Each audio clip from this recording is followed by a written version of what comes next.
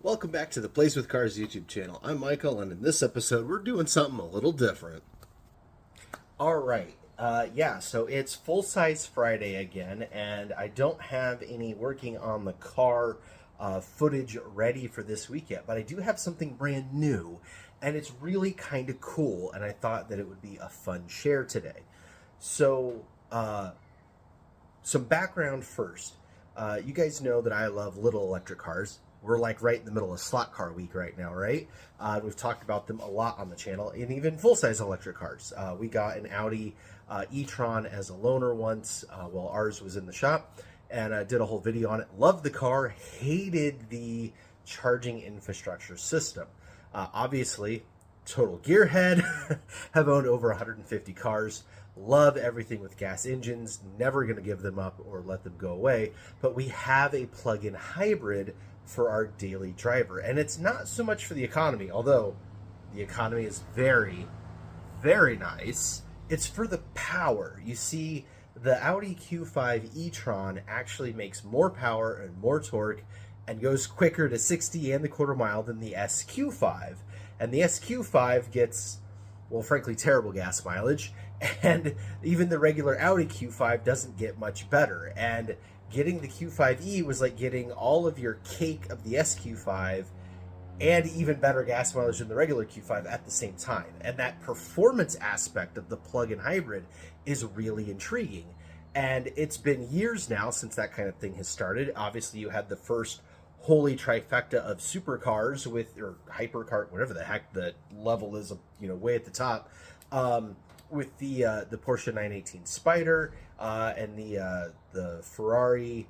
Oh, what the heck was it called? The P1? No, the P1 was the McLaren. I forget what the Ferrari one was, but you guys know what I'm talking about. Those were like the first hybrid major supercar things. And nowadays, in 2024, that kind of technology has creeped down to a bunch of cars. Even the Porsche 911, the new 992.2 or whatever the heck generation it is now, they just announced it last week, is a hybrid. Now, you don't plug that one in, but it is a hybrid, and it uses the electric motor with the gas motor is purely for performance. It kind of fills in that torque gap on the lower end, and it's super nice for that kind of thing. So that's the background. That's why we're talking about, well, something a little weird, but how it pertains to full-size cars. And what we're talking about is an at-home car charger. Now, this is the Juicebox 40 amp. And there's some part numbers and stuff on it, if any of that makes any difference to you.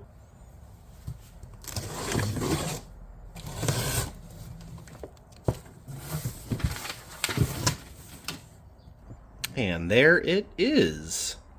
Now, I know you're going to have some questions right away. Didn't your Audi come with a charger already? Yes, it did. Why are you buying one? We didn't buy it. How did you get it? Well, that's what I'm here to explain to you. This is something we had no idea even existed. We've owned the Audi for, 2.5 years now, and indeed it comes with a cable that we have plugged into a 110 socket here at the house, and you plug it in and it charges, and it takes like overnight. But again, that's like what we use it for. At the end of the day, you plug it in, the next morning you get up and you've got 20 to 25 free miles, or looking at it from the performance standpoint, you've got that boost available, kind of the whole day. And of course it regens while you're driving and stuff like that. Where this contraption comes in is we were at the home show for our county a few weeks ago, and the local public utilities district happened to have a booth there. And in their booth, they had an electric car and chargers and all this stuff, and they were talking about rebates and things like that. And, we're vaguely aware that if you buy a new EV, there's some sort of a tax break or rebate or whatever, but I didn't think about talking to the PUD about it. Well, they started talking to us, and it turns out that if you own an electric car or a plug-in hybrid, depending on where you live, there are not only rebates available for you, even if they're used, even if you already own them, but they also have programs for free at-home car chargers. And we were like, oh, that's neat, but it came with a charger. He's like, no, you don't understand. These are like the commercial equivalent ones. They're $220. You have an electrician come and wire it in direct, and now you can fast charge at home. And we're like, oh, okay, that's neat and all. But we can't really afford it and like don't really care. And he's like, no, the charger's free. The PUD pays for it. Right? Think about that. So our power company gave us this charger completely for free. Okay, signed the paperwork, and it did. It showed up the very next week, and I need to get an electrician out here to get it installed on its own circuit. But yeah, like, how cool is that? They've got programs like that. So if you're on the fence about one of these EVs, you know, Tesla Model 3 Performance, or, you know, an Audi RS e-tron GT, or one of the plug-in hybrids, you know, and you're kind of wondering about things like this, you should totally go check out your local PUD's website or give somebody a ring and see what they've got to say about this, because this is actually really cool. Because the charger that came with our car, it's more of a travel charger. You're not actually supposed to leave it plugged in all the time at the house. So this will allow us to take that cable, pack it all back up, put it back in the car, and now when we travel places, we always have it with us, so we don't have to like deal with, you know, trying to pack it up and things like that. Usually for quick overnight trips, we don't even bother.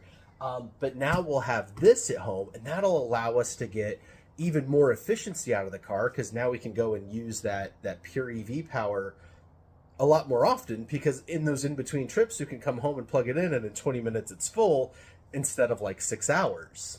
So again, free charger. I mean, obviously the PUD is just trying to get us to use more electricity, right? But yeah, whatever. Again, we're here for the performance. It's the Plays with Cars channel, right? Not the Hypermilers channel. But yeah, it was just a really, really cool thing. I was shocked that it exists. I was more shocked that it actually showed up. And yeah, so we're really looking forward to getting this installed, so that we have that option available and we can enjoy that more power more often and get that benefit of more economy. Because let's face it, gas sure as heck ain't getting any cheaper. So the less we spend on the regular car, the more we have left over to spend on the fun cars to put gas in them to go drive, right? All right, that's going to do it for this episode. I really appreciate you all watching this. If you're new to the channel, welcome. Take a look around. The channel is quite a few years old now and has literally hundreds of videos. We've done enthusiast car reviews, tons of field trips to different destinations. I've done like Tail of the Dragon, Mary Hill Loops Hill Climb Tour, things like that. You should definitely check out our videos. We also do a little series called Miniatures Mondays, where we look at toy cars and things like that, because we love all the cars here on the Plays with Cars YouTube channel. So until the next video, I hope you take care.